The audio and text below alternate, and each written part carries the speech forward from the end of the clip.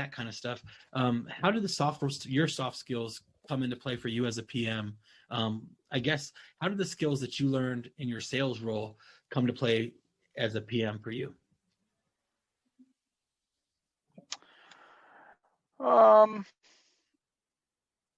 Yeah, I mean, soft skills are still skills, right? And they're,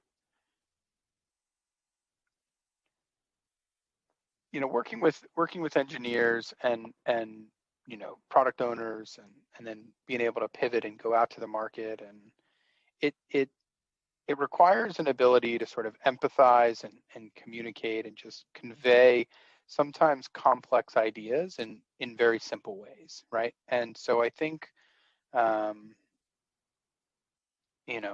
me, it's about listening and about figuring out how to tease out a problem. And when I was in sales, right, and we did a fair bit of advisory work, and the thing about advisory work is, like, you're kind of making it up as you go along, right? And I love that about product management as well, because if you're doing your job right, what you might build might not exist. And so I think you've got to spend a lot of time in the problem, and in order to do that, you got to be able to build trust and empathy, and all those kinds of things. When it comes to the product team, I think the way that plays out is kind of I have this sort of fierce intellectual curiosity about me, and I sort of always have.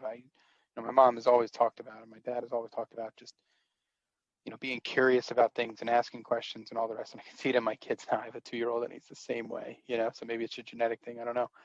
But in elaboration, I'll dig in and try to understand what the engineer is really talking about. And I don't have a technical background. I'm trying to learn a little bit of programming just to be able to speak the language a little bit better. But I think that just that willingness goes a long way with the team when you're in the suck, right, and you're just in the middle of a really hard problem. I think having built that camaraderie and that trust earlier in the process comes into play.